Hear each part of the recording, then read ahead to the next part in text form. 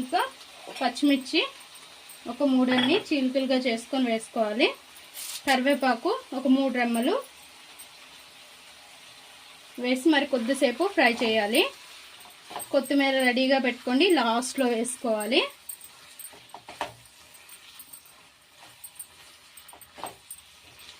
కొద్దిసేపు ఇలానే ఫ్రై చేసుకోవాలి. లో టు మీడియం ఫ్లేమ్ పెట్టుకొని మరి హై పెట్టేసుకోకండి.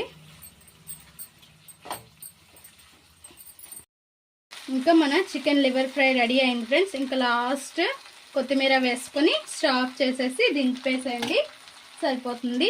చాలా టేస్టీగా ఉంటుంది అండ్ ఎక్సలెంట్గా ఉంటుంది. రైస్లోకి, చపాతీలోకి, పుల్కాల్లోకి, రోటీలోకి ఎక్సలెంట్గా ఉంటుంది.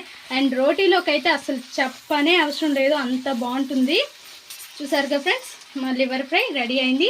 మా ఈ వీడియో మీకు నచ్చినట్లయితే లైక్ చేయండి, షేర్ చేయండి, మా ఛానల్ని సబ్స్క్రైబ్ చేసుకోండి.